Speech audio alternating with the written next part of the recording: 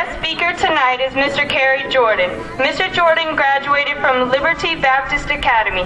He is the owner of K&R Furniture on Entrance Road and in Oakdale.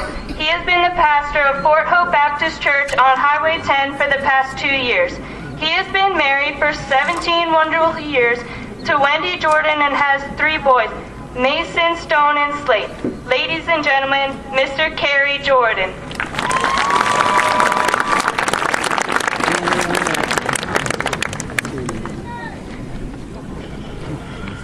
Well, I didn't expect to see this many people here tonight, but it is good to see you here tonight.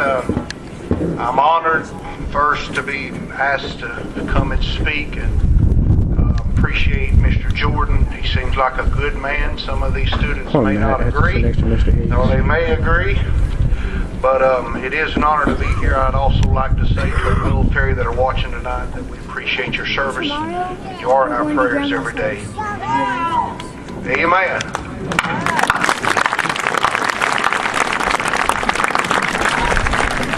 I don't have but a couple of minutes. I'd like to share something with these students here today because they have reached a milestone in their life.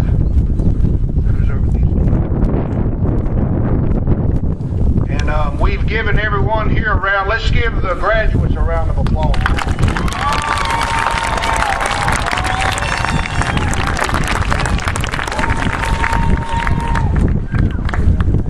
I'd like to read just one verse and I'll get out of the way so we can try to get these seniors accommodated. 2 Timothy chapter number 4, verse number, let's read verse number 16. Here, Paul is writing his final letter to the church and to Timothy. And you remember a few verses back, he says, I've ran the race, I finished my course, and now there's a crown of righteousness laid up for me. These students here, they've ran a race, they're at an emphasis, they're about to take that headlong leap into life, and Paul has a word of encouragement for each of them. For Paul says in verse number 16, he says, at my first answer. Paul had been asked a question here.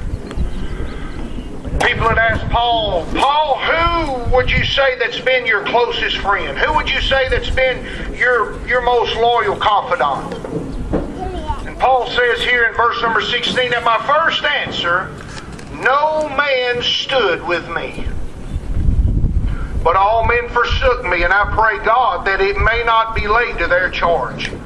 But I like what he says in verse number 17. He says, notwithstanding, the Lord stood by me. And graduates, I'm going to tell you something. If I were to ask you today who your best friend was, you could probably name 2 or 3. But 20 years down the road, I guarantee you, if you live the life that God would have us to live, you'll look back and maybe 1, 2 of your friends will be left behind. Maybe 1 or 2 will be standing beside you. But I promise you, and I don't like not being able to see them because I want to talk to them. But you listen to me, students. You walk with God.